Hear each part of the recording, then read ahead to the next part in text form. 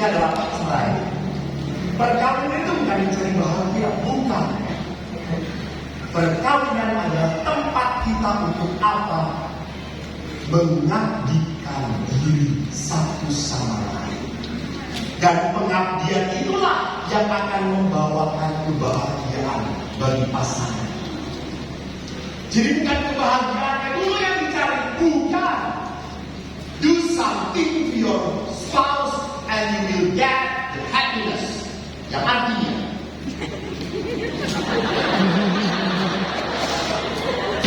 lakukan sebuah kebaikan untuk pasangan, maka kau akan bahagia. Maka suami itu istri itu dipuji.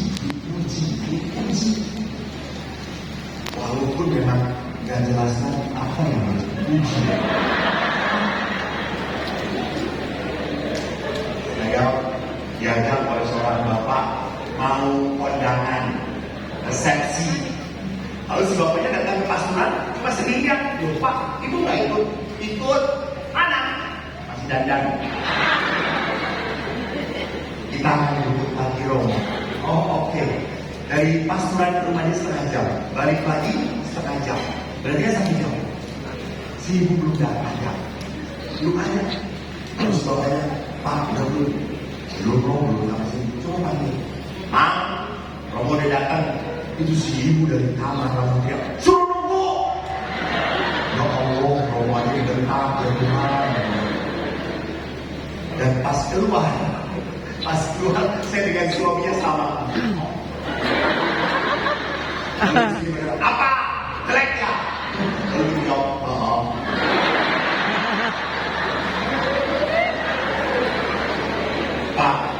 Pak, tolong setelah nikah jangan terlalu buka mata, merem. Puji, saya itu senang ada seorang pastor di biara kami, usia sudah sampai 90, masih dikirimi umat makanan enak. Jarang loh. Umat seringnya kepada pastor-pastor muda, oke. Pastor tua masih dikirimi makanan, jarang. Kenapa pastor bisa dikirimi makanan? Dia selalu memuji ibu-ibu. Suatu saat kan saya ingin tahu apa sih resepnya dia. Kalau ada ibu yang datang, katanya bawa bagi panggang, yes, oke, dia datang. Si ibu itu keluar dari mobil, saya perhatikan. Ibu, mau betul langsung bilang, ibu, I langsing sekali, cantik sekali. Saya lihat ya Tuhan Yesus, itu masuk pasuran aja 2 pintu langsung buka.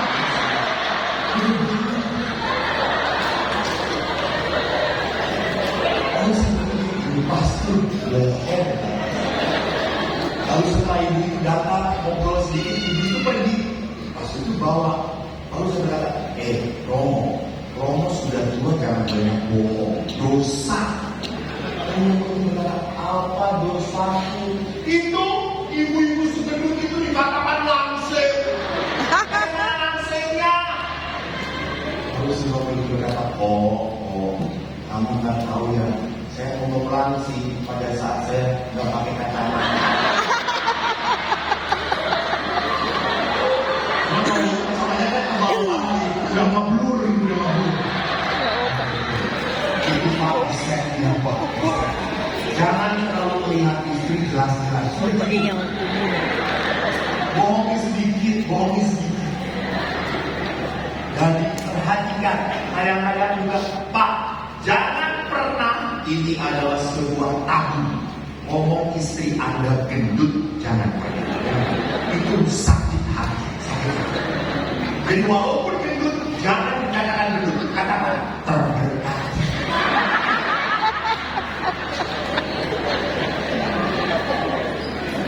Jadi diperlihatkan bahwa kebahagiaan itu hanya bisa dicapai kalau saya memenuhi apa yang dia inginkan. Apa yang dia butuhkan. Next. Mengapa di dalam buku Musa pun ada kata cerai? Di dalam Matius dikatakan justru karena ketegaran hatimu maka Musa menuliskan perintah ini. Next. Next. Nah, jadi rupanya Yesus memperlihatkan ketegaran hati. Dan Bapak Paus Fransiskus dalam Amoris Laetitia mengatakan apa? Banyak suami istri yang hidupnya masih dalam luka, masih dalam kepahitan. Kepahitan masa lalu yang tidak dia selesaikan akhirnya muncul di dalam keluarga. Saya ingat, saya keras kasar oleh ayah. Sampai 10 tahun jadi imam, saya belum bisa memaafkan ayah saya. Saya ayah belum keras. Seringkali kita memperlakukan perkawinan seperti memperlakukan barang. Pasangan sudah tidak menyenangkan, buang, lupakan. Tidak bisa. Tidak pernah boleh memperlakukan pasangan seperti pada barang. Next. Suami istri seringkali sulit berkembang dalam kasih karena ada budaya pornografi, penyewaan pada kenikmatan.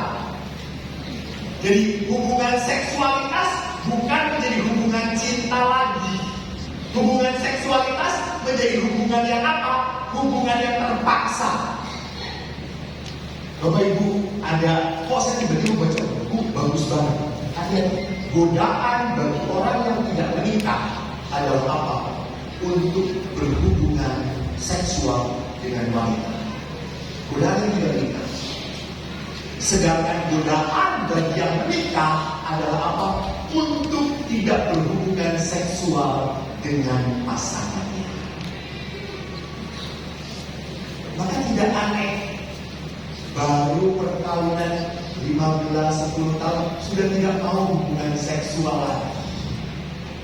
Beberapa istri berkata, Romo, saya sudah tidak mau gitu-gitu lagi lah.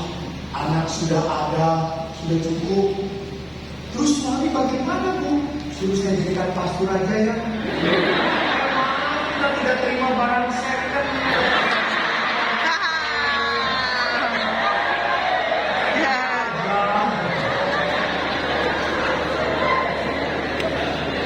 Dan lihat suami itu kan kalau nggak ada maunya jadi baik toh, selalu dekat. Kalau sudah cari kata, ayo kalau istri menolak, pakai minyak kayu putih dari mana?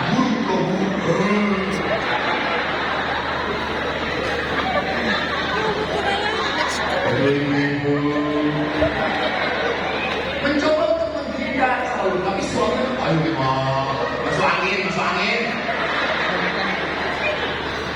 Beberapa kali kemudian suami tidak mau, putus asa. Ingat keturunan hati murah. Datang lagi, ayo berapa? Akhirnya tidak bisa berapa. Ayo udah cepat.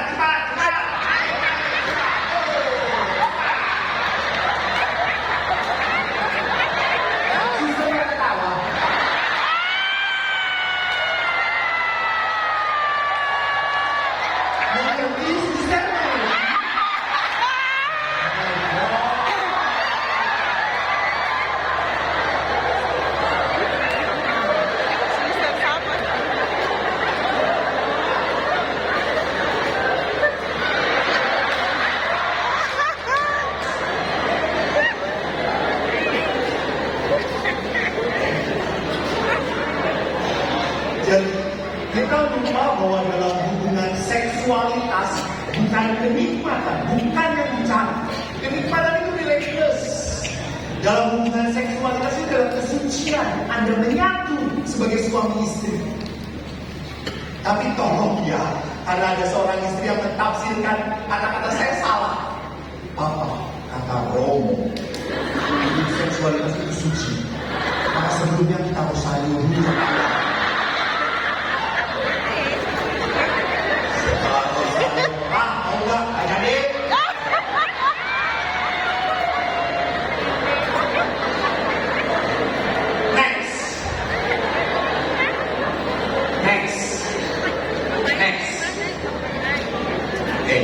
Lihat di sini, Bapak Paulus dalam Maurice Letitia mengatakan ketegangan yang timbul oleh budaya individualistik yang berlebihan akan harta milik dan kenikmatan. Jadi hati-hati, keluarga akan hancur kalau hanya mendewakan harta dan mendewakan kenikmatan. Justru saya selalu ngomong kepada anak muda, kalau kamu mau menikah, kamu harus siap repot.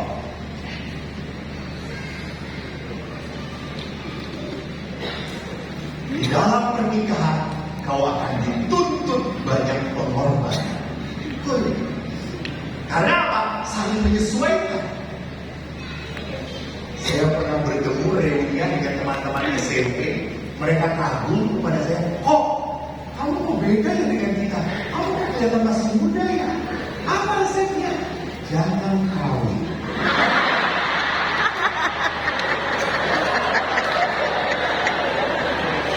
Lihat bapak-bapak di sini sudah menua sebelum waktunya.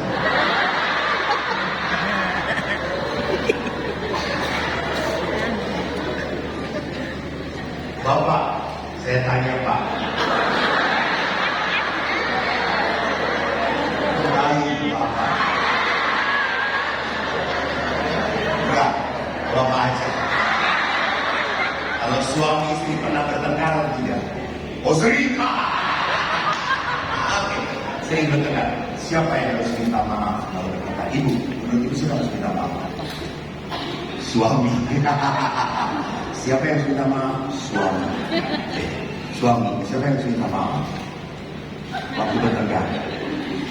Istri. Kenapa? Berani.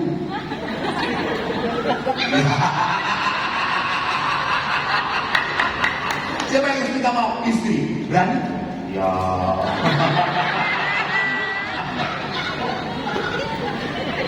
Siapa yang harus minta maaf kalau bertengkar? Suami atau istri?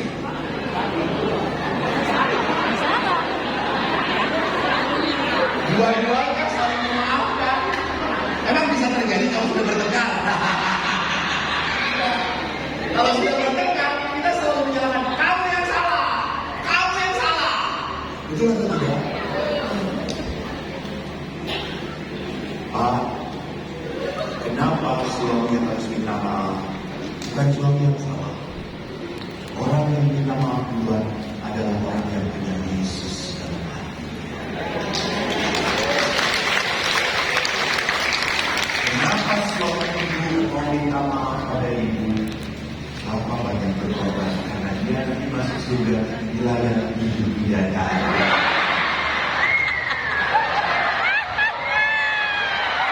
Bilang satu dapat 7. Tumpahmu besar di surga.